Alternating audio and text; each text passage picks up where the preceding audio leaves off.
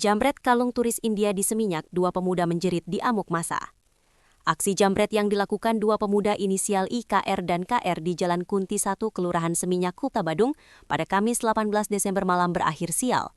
Keduanya tertangkap oleh warga dan aparat kepolisian.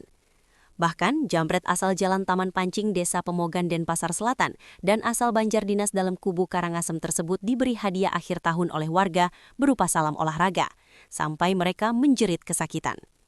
Kapolsek Kuta Kompol Agus Riwayanto Diputra melalui Kasih Humas Polresta Denpasar Kompol I Ketut Sukadi menerangkan, awal mula peristiwa ini terjadi ketika turis India inisial MTR dan istrinya keluar dari sebuah restoran di Jalan Kunti 1.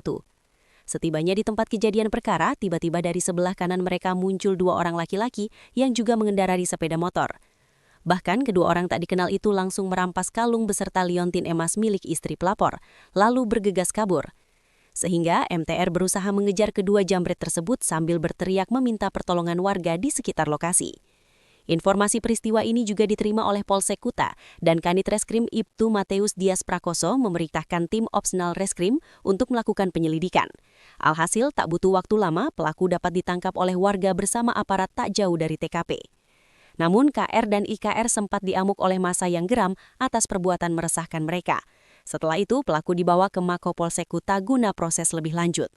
Kepolisian juga mengamankan barang bukti berupa 1 unit motor Honda PCX, beberapa pieces jaket, 2 buah tas, dan plat kendaraan palsu yang digunakan dalam melancarkan aksi kejahatan. Saat diinterogasi, IKR dan KR mengakui perbuatannya. Pelaku mengaku mencuri karena motif ekonomi, yakni memenuhi kebutuhan hidup sehari-hari. Atas perbuatannya, KR dan IKR disangkakan pasal 363 KUHP tentang pencurian dengan pemberatan, dengan ancaman pidana penjara paling lama 7 tahun.